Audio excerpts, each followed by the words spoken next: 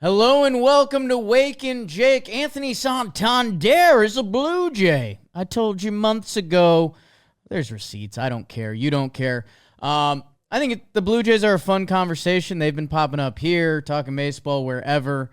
And then I think it's time to go back through the teams and do a quick who can be done and be satisfied.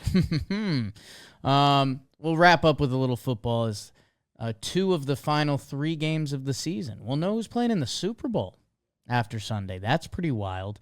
But we're going to start with baseball because that's what the people like. And I did think about tier listing this late. Me and BBD both did a head tilt.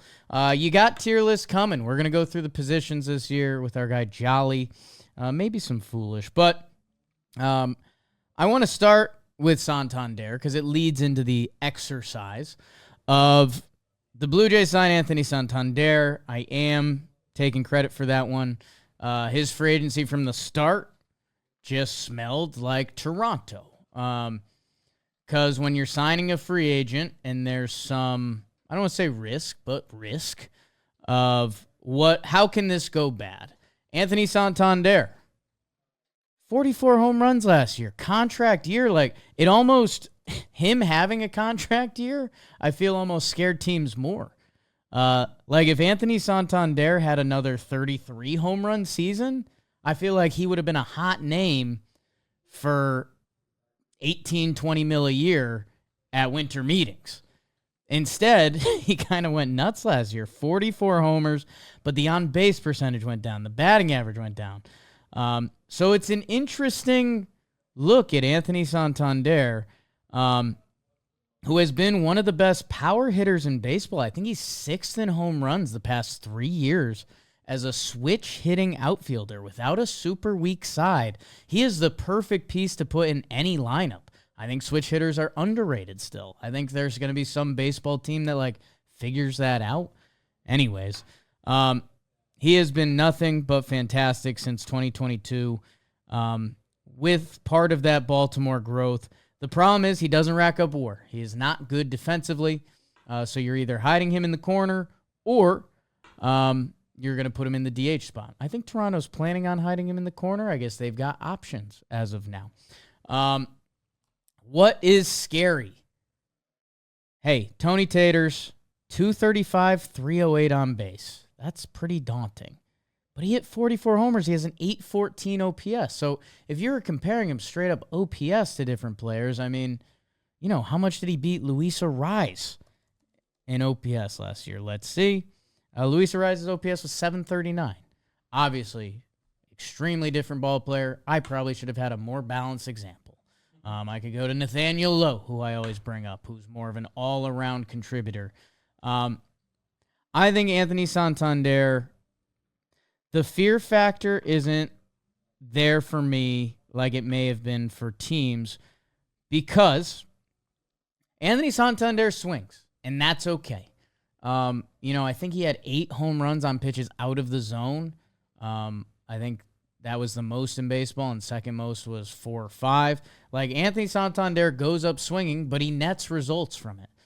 So I don't think he has to be penalized necessarily for that. And he's hit home runs the last 3 years, 120 OPS plus, 121 OPS plus, 134 last year. Toronto has been looking for a lefty hitter since... This is a fun game. Ooh, okay, this is a fun game live. The Toronto Blue Jays, if you recall, they traded for Dalton Varsho a couple years ago because they needed a lefty impact hitter. Dalton Varsho hasn't been that guy for them. He's been great defensively.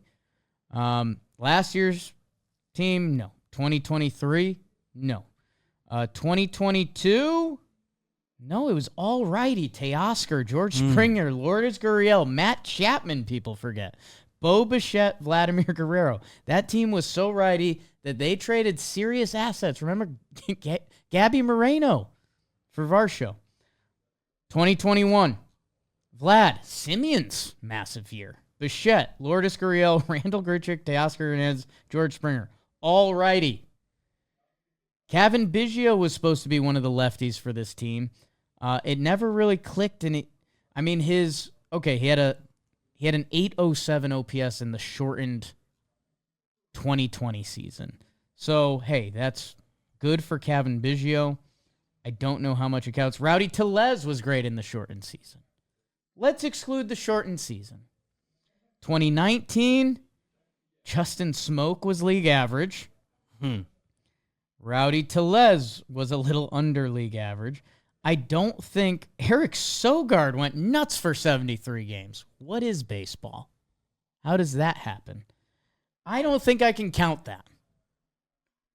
2018.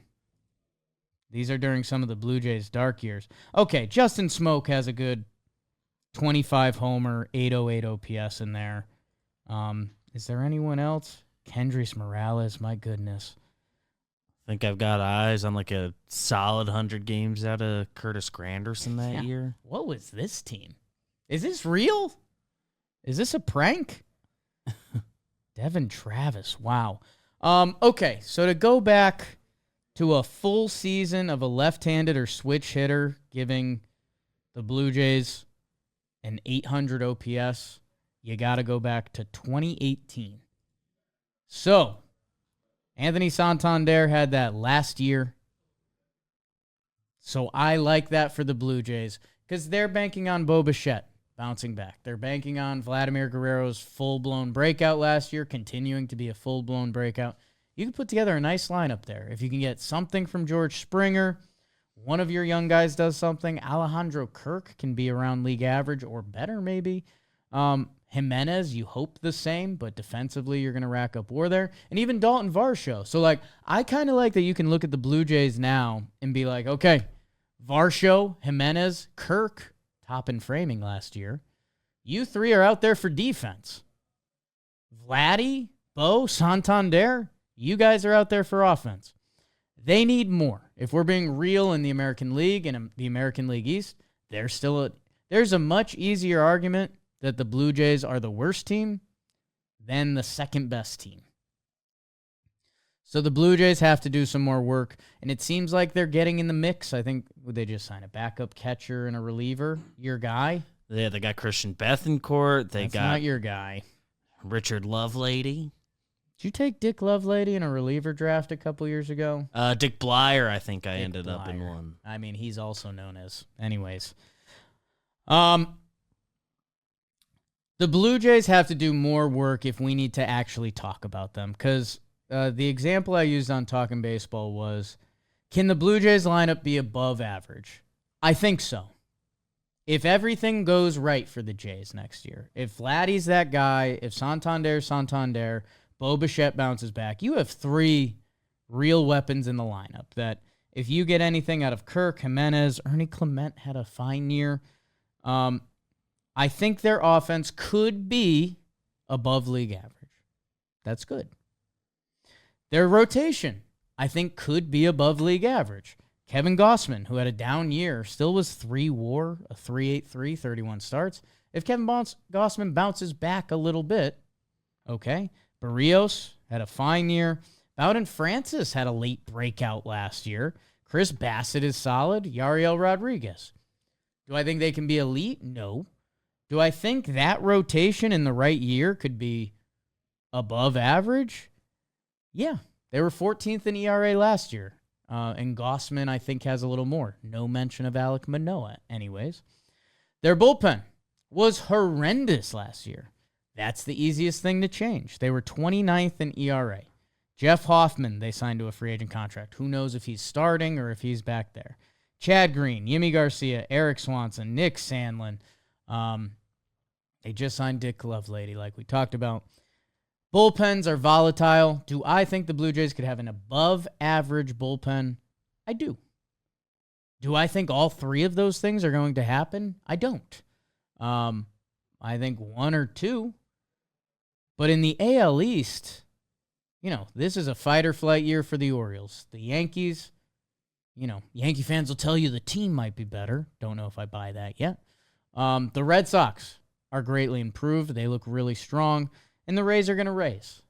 That there's almost, my favorite Rays game to play is for them to have 72 wins. I don't even know how that happens anymore.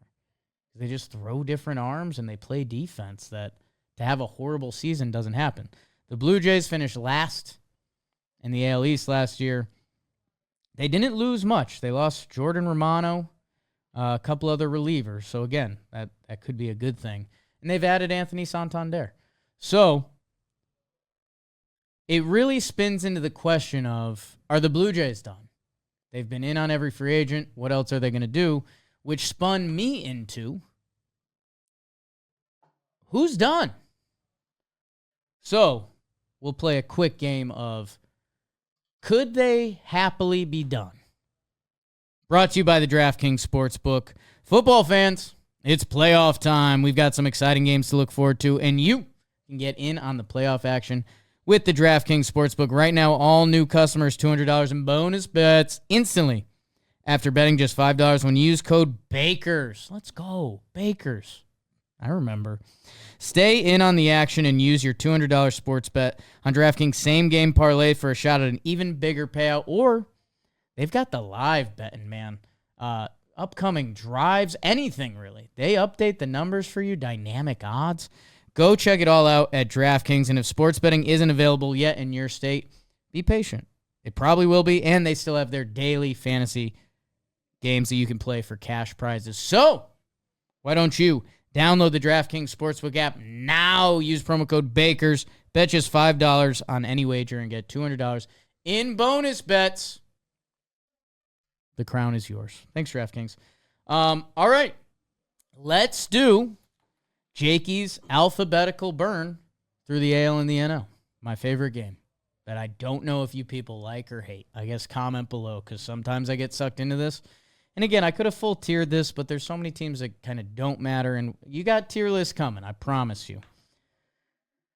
The Athletics are listed first now because they don't have a home. Reminder, they could be done. They still have to add money, right? Wasn't that a whole thing? Yeah, I assume at least one more money adding move. But for all intents and purposes, I guess the game is, could A's fans be satisfied with their team's offseason? It's a loaded question. Let's just say the A's could be done. Maybe that's the game. Could the A's be done? Yes. Baltimore. Could Baltimore be done? This is an interesting one for me. I think me and BBD landed on the same answer. I believe they could. They added starting pitching depth with Morton and Sugano. They added Andrew Kittredge in their bullpen, which also added Felix Bautista after missing all of last year. And, dude, I forget, they got both Philly guys between Sir Anthony Dominguez, Gregory Soto. I haven't mentioned Yennier Cano yet. Keegan Aiken had a breakout year. That's a lot of guys in the bullpen. And they have, top back to the starters, like Albert Suarez currently listed in that bullpen. They have whichever Rogers is the one they have that's listed in the minors at this moment. They have Bradish and Wells on the Wells IL. coming back at some point during the season. So they very well could be done with their winter additions. It could be done. We expected something last year. They added Tyler O'Neill to the outfield to essentially replace Santander. They still have more young guys on the way. Kobe Mayo. Samuel Basallo, the number one prospect in baseball. You never know if an agent is doing stuff. Me and him are follow for follow on Instagram. And I think he likes stuff. So again, that could be his agent, I guess. But I don't know. Shout out to my guy. Big fan. The Orioles could be done, and that could be okay for them. The Boston Red Sox. Are they done? I think it's an interesting case of things and stuff. I don't think they are. Or I don't think they can be. I mean, they've obviously been the lead for Bregman for the past couple months. Their rotation can be done. Crochet, Houck, Bayo, Crawford, Bueller. No mention of Giolito, who should be working his way back. Sandoval, end of the year. They can be done in the rotation. They can be done in the bullpen. It's funny, their lineup is good. But if they come into the lineup without another bat, I do think Red Sox fans would be disappointed. Like, you've made it this far. So I guess if the column is could be done with your offseason or could not be done, I think the Red Sox should not be done. couldn't, shouldn't, wouldn't. What's with those words? Shouldn't, but could. Shouldn't be done. Chicago White Sox are so irrelevant, it actually made me mad today. It made me mad today. With all the conversation about if the Dodgers are like illegal or bad for baseball, as long as the White Sox are rolling this out there, I don't think the other side can have an argument. The Chicago White Sox should have a $250 million payroll. You know what? Let me read you their line, just in case you missed the White Sox offseason.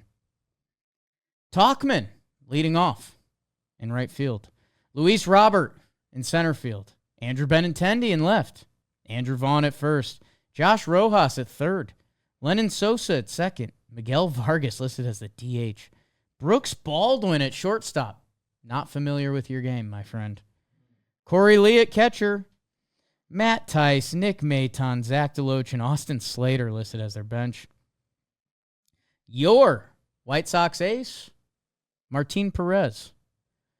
Jonathan Cannon, Davis Martin, Sean Burke, and Bryce Wilson. I'm not going to do the bullpen. So, yeah, if you're someone that's been mad about the Dodgers the past couple days, there are some arguments. Hey, go be mad at the White Sox. Why aren't they signing a bunch of guys? Why aren't they rumored for anyone? Be better. Could Cleveland be done? Absolutely. They just signed Paul Sewald today. Yeah, they always can be done. The point of this exercise is, could they be done and be okay? Yes. For what they're doing? We're saying it's can they be done, I guess, but we're actually finding is like who has to do something. Yes. And they do not have to do anything ever. They're yeah, Cleveland. I guess I'm trying, am I phrasing it for the fan base? I think so. For the fan base to be satisfied? Because the next one's interesting, and I'd love if there's any listeners to reach out. The Detroit Tigers, if they're done, is their fan base okay with that? My assumption is yes. I know they're interested in, like, Bregman, and that's been a thing, but if they just went through this offseason, they added Glaber for a year. It's a bunch of young guys on the field. Skubal, Olsen. They signed Alex Cobb, which has been my joke throw-in signing, but that's something.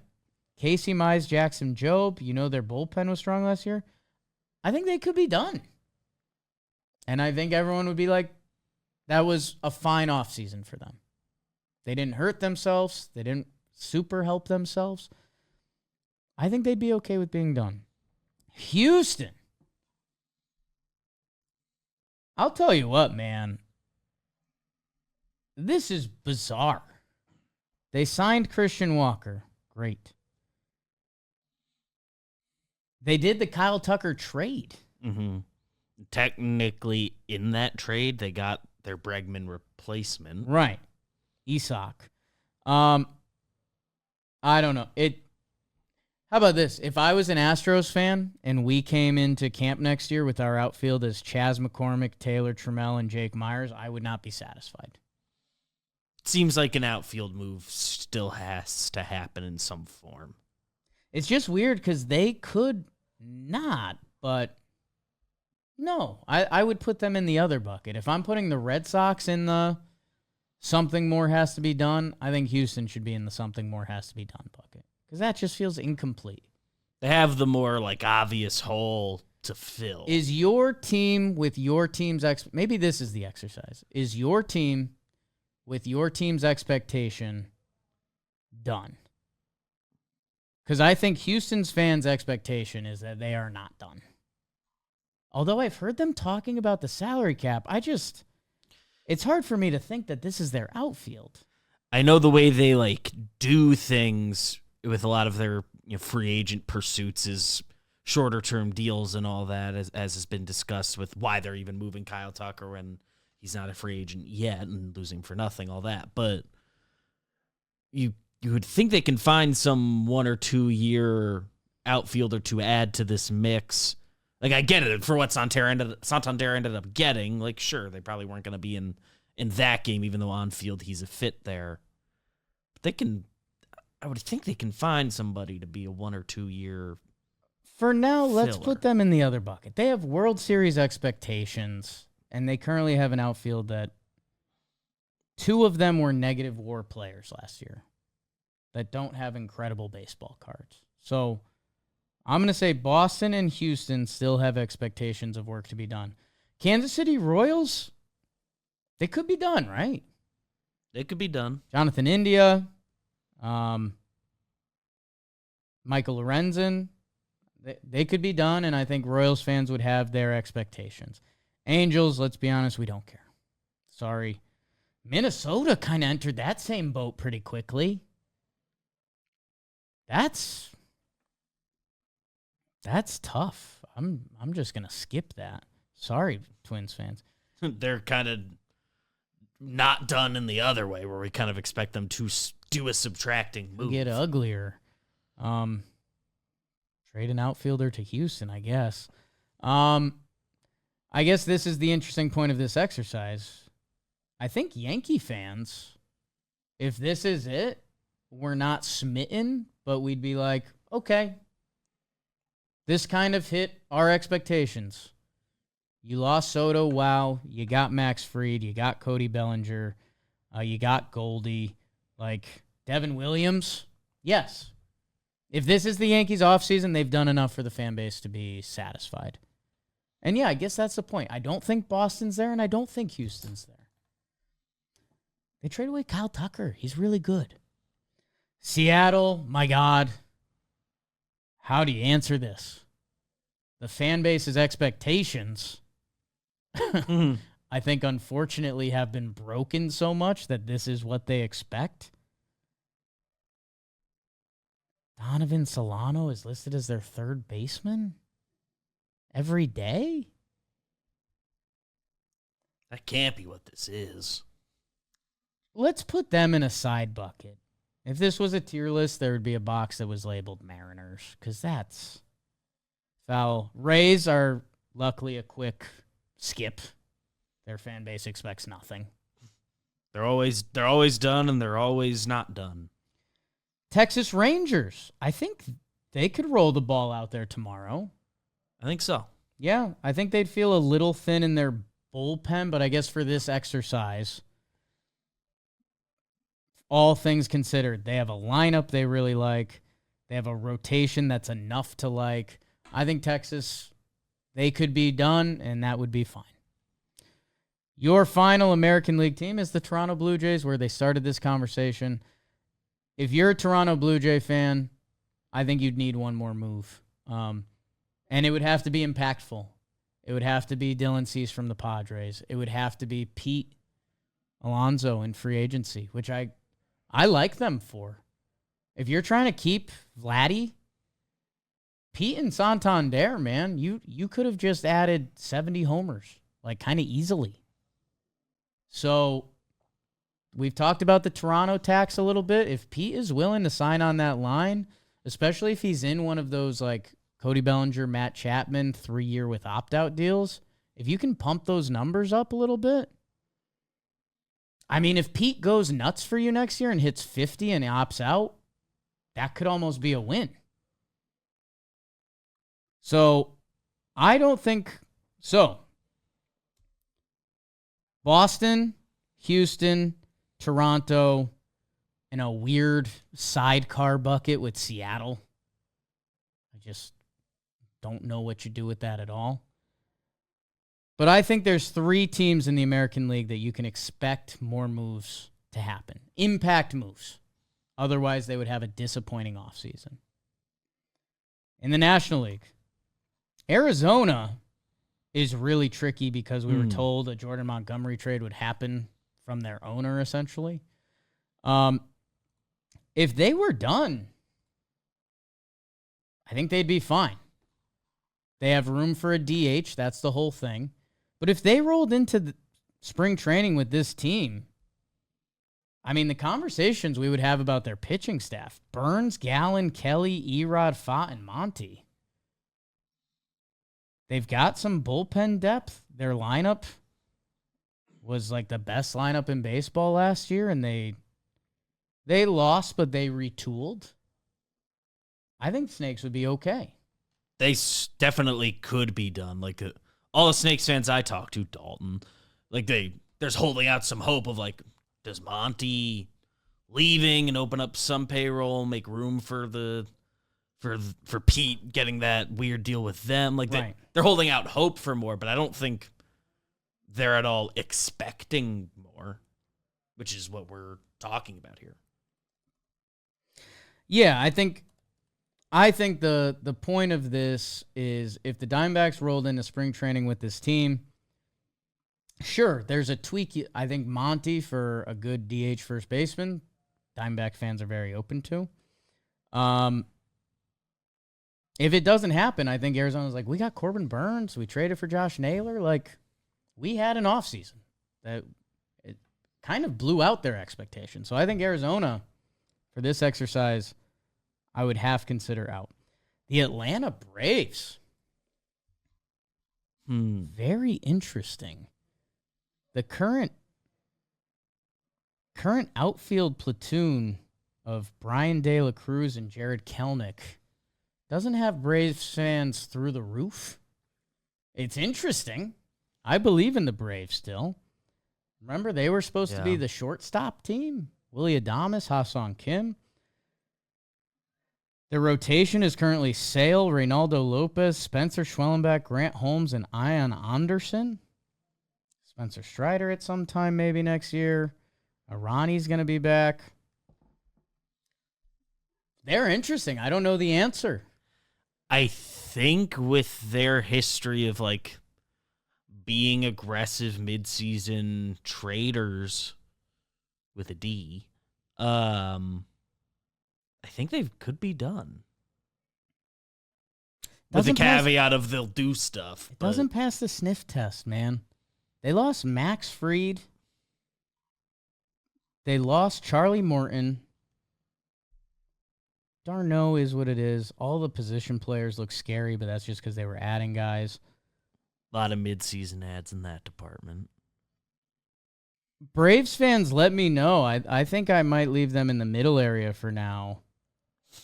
Feels like they could use one more bat, and I'm sure I would guess their fans are asking for another arm. Yeah, it's just, I mean, what are they truly banking on? Is Ian Anderson bounce back? Grant Holmes? I don't know. They lost some reliable pieces that I would, if I had to pick, I would lean they still have to do something.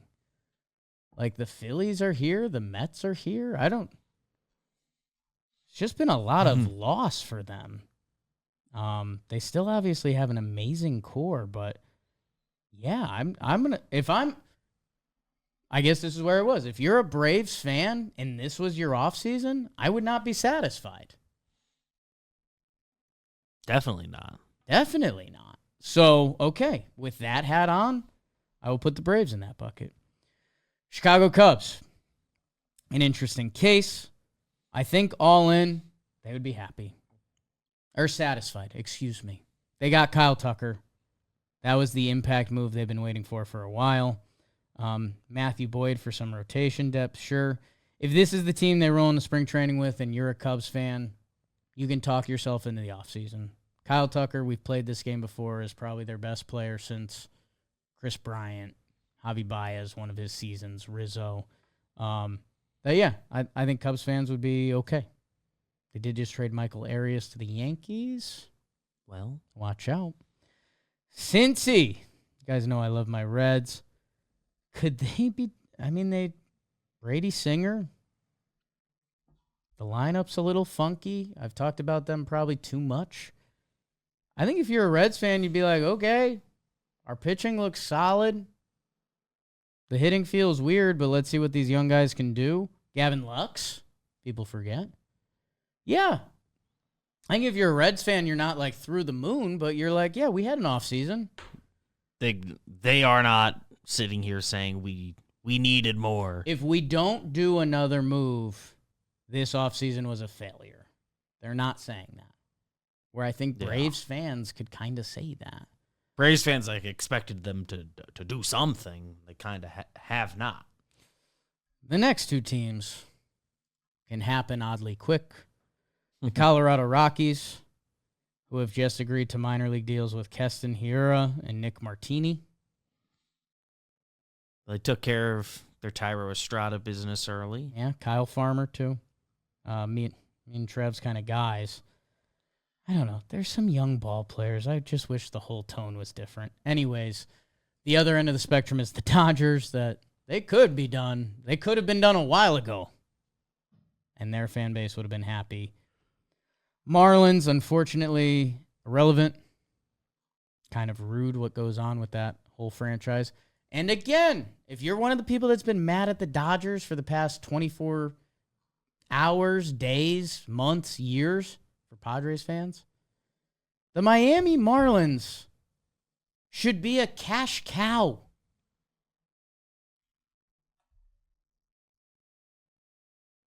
That's ownership. That's ownership. Go look at what they are currently putting on the field. They don't have to do that. I think if Miami put a team together, I think people would go. They made the playoffs 2 years ago. Yeah, 84. It was and a weird year, weird format, but like the steps back they've taken from that point. I'm not reading you their lineup. The Milwaukee Brewers, unfortunately, in a similar boat, but for good reasons.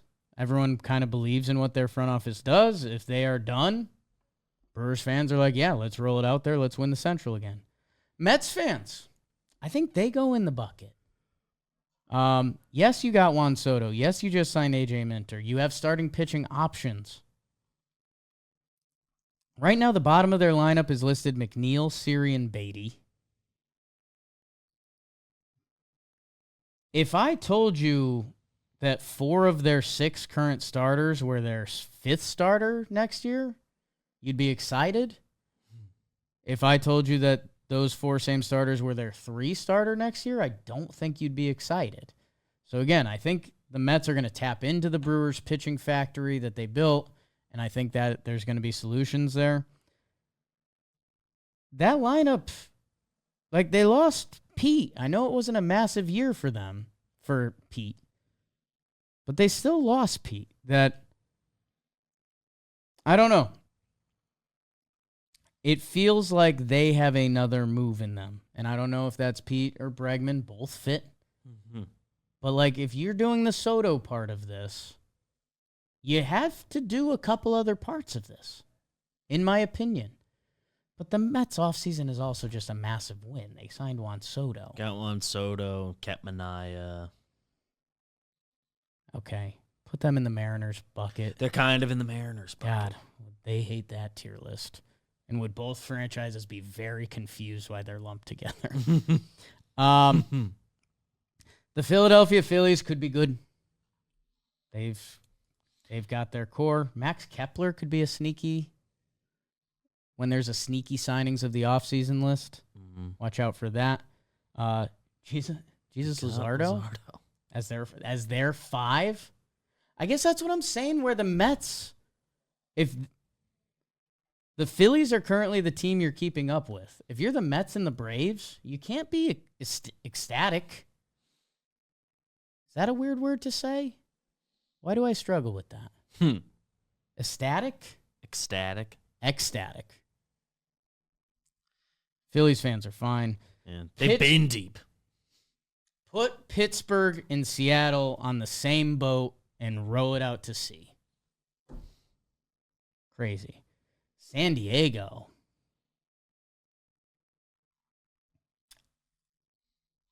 Limiting circumstances outside of baseball that I don't know. Could the San Francisco Giants fans be happy enough? I think so. I know they want more, but Justin Verlander, culture shift, Willie Adames, you extended Matt Chapman, Jung-Hoo Lee should be back. I think as a Giants fan, you always want more, but they check the boxes for you. St. Louis Cardinals fans, they're kind of handcuffed that I guess they don't expect anything. So again, that's the whole part of this exercise, that I think they'd unfortunately be okay. Do they have enough pitching? Kind of. I think they're nervous. I think their fans would probably be nervous if they were to do something. How about this? It's going the direction they don't want to go. That's fine, but they still have to do it. Like, for how much they've heard about Arenado and Helsley. Yeah. Yeah, the Arenado thing. And, dude, how long are they going to hear Brendan Donovan and Nolan Gorman, like, trade? Like, in theory, whatever this list would look like, maybe the Cardinals and the Mariners and Pirates deserve each other. Mm-hmm. Do something. Kind of need to do something. Do something. The Mets and Red Sox would be together as, like, good offseason, finish it. Yeah. That would be okay. And then these guys are do something. Do anything. The Cardinals, talking about, Donovan, throw Burleson in there, said somebody else, like, these are guys that, like, it sounded like. Big burly guy. It sounded like their arbitration process is going not the most smooth, which doesn't seem like they're heading towards extensions with those guys, which that would have counted as doing something. Right. Like, lock those up, and there's time for that. But usually the precursor for that is like, well, the ARB process went well. A lot of times that's a sign of the extensions coming. And they're not doing that. They're not seeming like they're going to do that. Yeah, them and so they kind of need to do something. Them, Pittsburgh, and the Mariners are literally just like figure out what you do. It's like a mystery box that you're shaking. Like, what's in here? What's the what is you guys this? Should be doing something. The final team, a team that leaves me oddly smitten from time to time. The Washington Nationals. I like Nathaniel Lowe. Josh Bell, a little low risk, low reward for me. Would have liked something a little juicier there. Soroka, Trevor Williams, okay. Again, their expectation this year still hasn't happened, so they could be done. Do my hands look massive right now? Kind of got a big hand thing going. Should I start holding my hands like this? Let's do that. Looks like they're the size of my whole body. Maybe it's just a little body thing. Now I'll go little hands. Oh, that's not good. They look tiny. Comment which kind of hands you like. Watch on YouTube, subscribe. At the end of that exercise, in the American League, Boston, Houston, Seattle's in the shake 'em bucket, Toronto. I think those are the three. If we're doing stuff, which we are clearly doing, we have to do even one more thing. Just one more thing. And that loop feels closed. In the National League, Atlanta? But they kind of don't. They've proven they can address their needs during the season if they need to, but Atlanta is the one I feel the least confident in. And I just kind of had a presidential thumb come out. The Mets are very much Boston, Houston, and they kind of shouldn't be listed with Toronto, but in this exercise they kind of are. And then, there's just the junk pile of Pittsburgh, St. Louis, and Seattle. So, yeah, I landed in a weird spot with like who has to do something. It's kind of the Dodgers nobody. have also just kind of sent everyone running. Is Pete Alonso going to sign with one of the teams in the need to do something bucket? Probably, right? Or in the weird bucket. Mets, Blue Jays. I mean, people are making up Mariners rumors because they should do that. There's no actual Mariners rumors. Hasn't been a real But anytime rumor. you talk to a baseball person, they're like, what about Pete and the Mariners? Yeah, they just have to do it. So, okay, the full bucket then. I'll even bring in the odd ducks. If you gave me DraftKings lines on will Pete Alonso sign with one of those teams, I would say yes. Alex Bregman? Also yes. Jerkson Profar? There's just a San Diego outlier effect that I don't know what to do with. But if Jerkson Profar ends up on Toronto, I won't be shocked. He ended up Toronto, Houston. Houston would be a fit. Like, those are the two teams I like the most for him that aren't Atlanta. San Diego. Boston was supposedly rumored for him, and so was Atlanta. So if I was betting money, I know I'd be willing to lose that one. But yes, Ha-Seong Kim, maybe that no whole idea. That whole thing's gotten a little weird, hasn't it? Jack Flaherty? I don't know. Jack's in an interesting spot. Yeah, go to the Braves. Yeah. They might. There was some rumors about that. I remember there was some flurry around a month ago, I feel like. Pavetta. I don't know. We're starting to get into a different area of free agents that with Pete and Bregman, and I guess Profar, I guess if those teams don't fall in that bucket, there's going to be some different. Not different. I don't know. Teams feeling in a weird spot. Bregman and Pete are Mets, Toronto, and Boston. Pete, not Boston. Well, almost certainly not. Yeah. I feel like there's just a 1% psycho factor of like,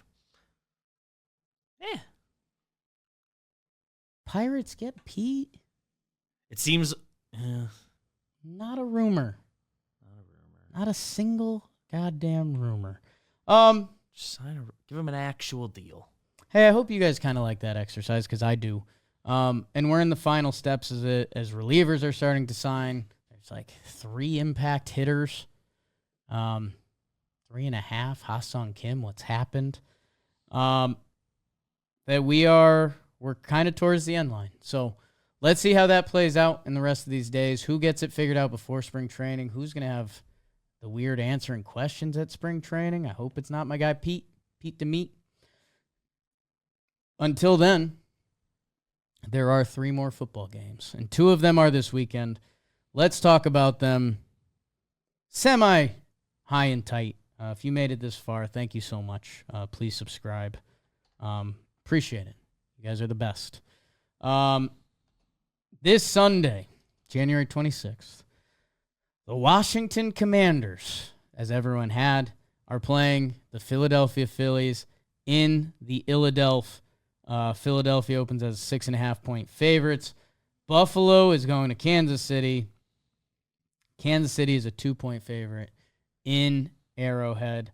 The first game we talked about saw these teams play recently, and the Washington Commanders came back in the fourth quarter with 22 points to win the game. There was some Jaden Daniels magic, 5 touchdowns.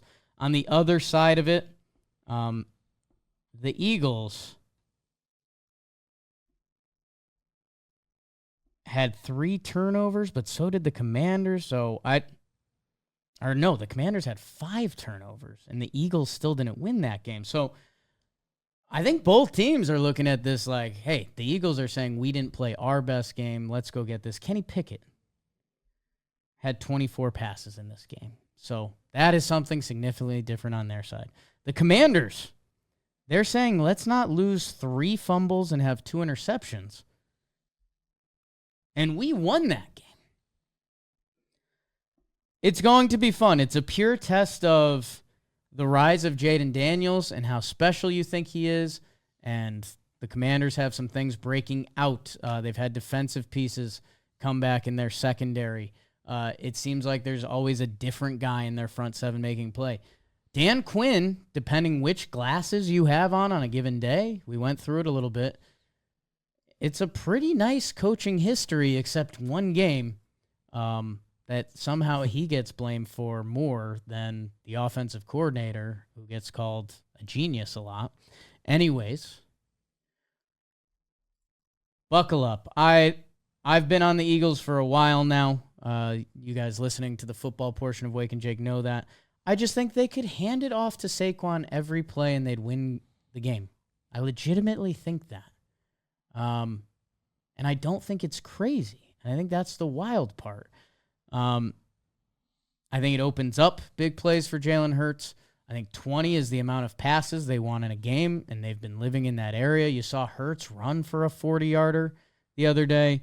That I just think when the Eagles want and they lock in and they focus, they can get every first down. They can score on every possession. And they just sometimes have these moments of lapse.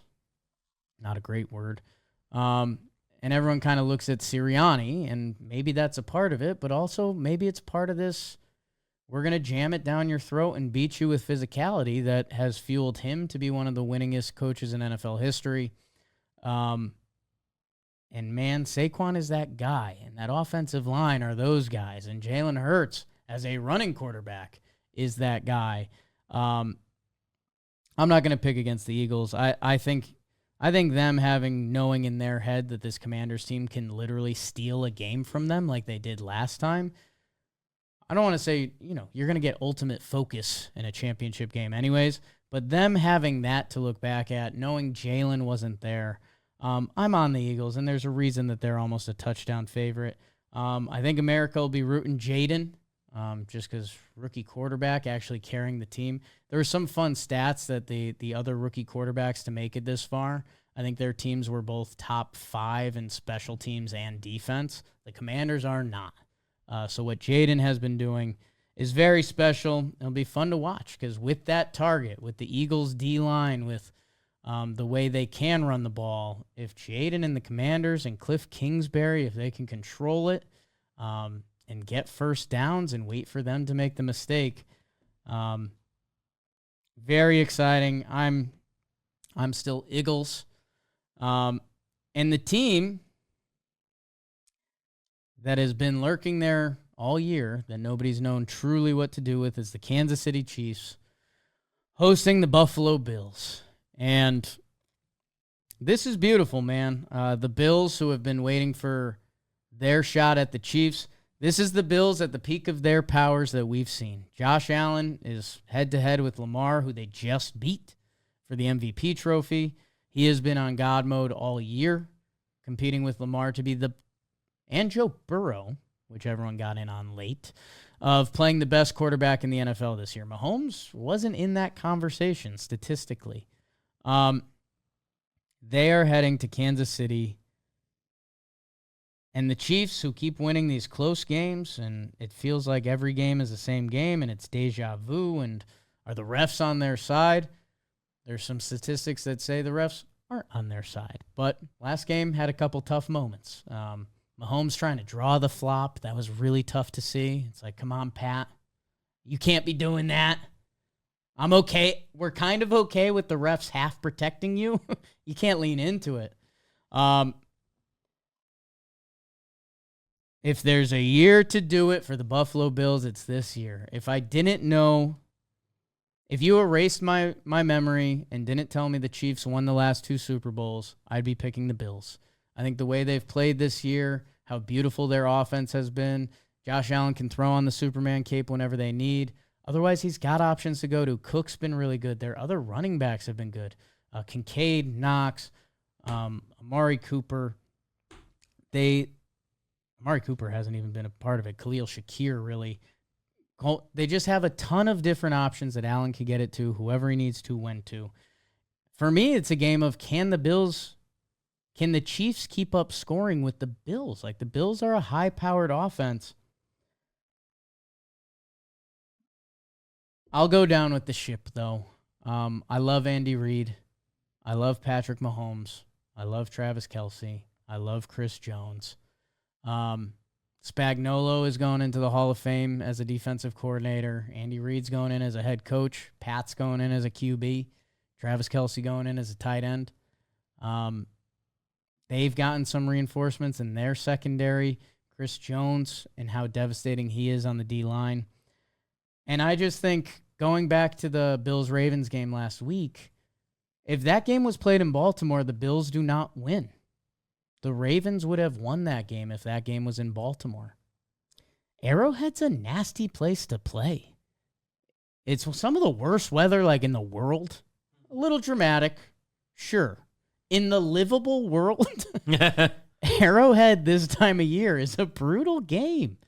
And a lot of those guys have played in that. That being said, the team in Buffalo has also dealt with elements. But how loud that place is going to be, and something that stuck with me just a little bit, was Tony Romo calling the Bills game. And he kept pointing out moments where the Bills audibled to different plays. that they could do at home that they wouldn't be able to do on the road because of how loud and rowdy it is. Kansas City's got a huge home field advantage with the best quarterback to ever play and a head coach that's going to enter the realm of one of the best head coaches to ever coach. I've been walking around the office all week saying I don't know who I want because I wanted to get convinced to the Buffalo Bills. I'm worried for them that they're playing the same guys. I won't go against them.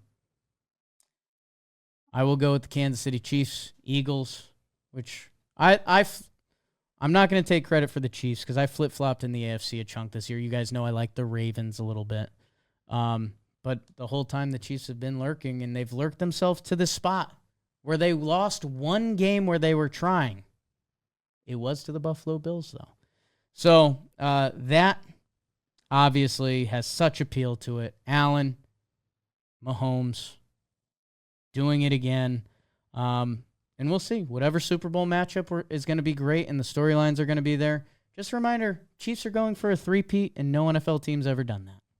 So maybe that should be in the back of our heads just a little more. That's insane. And it's been a quiet Chiefs season, kind of. Last year, like, sneaky was a little bit, too. A little bit. Outside of Kelsey, Taylor Swift stuff. But Woo! last year's year, they're supposed to not do it, and they did it. Super Bowl proposal. People are talking. Enjoy the football this weekend. We'll always see what baseball has to offer us. And we'll see. It's almost that time. I feel like I watched a little NBA last night. College basketball is in a really weird spot. Not ready to talk about that. Hey, we appreciate you guys. Make sure you're subscribed, like, comment, and BBD's Uncle Dan. Talkin Jake is a production of Dan Patrick Productions, John Boy Media, and Workhouse Media.